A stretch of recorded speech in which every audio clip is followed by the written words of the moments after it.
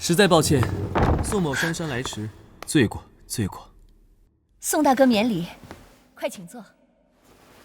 让各位久等，在下迟到，先自罚3杯。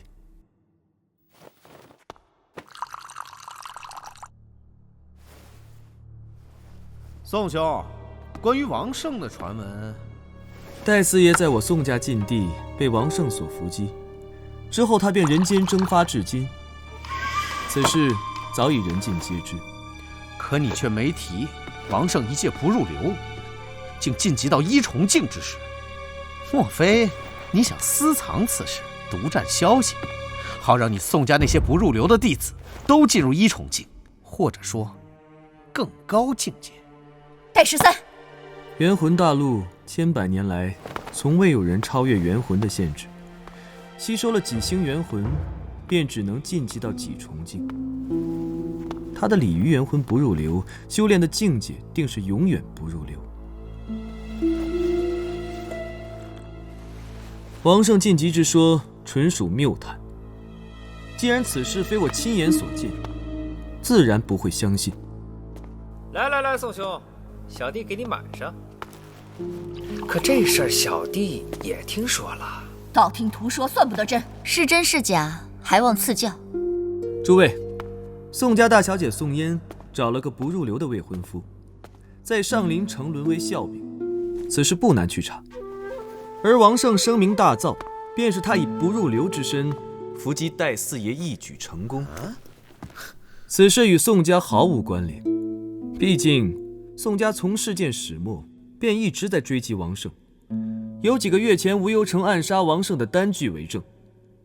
而戴家也知道，为了两家和气，即便是宋家大小姐与王胜有口舌上的婚约之名，宋家却也是大义灭亲，始终未曾护短。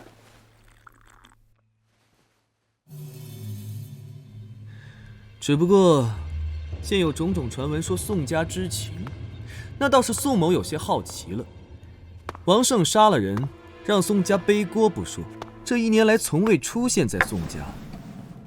倒是听闻他消失之前曾跟一位夏家的人交过手，是不是真的如同传闻所说，理应夏家赐教啊？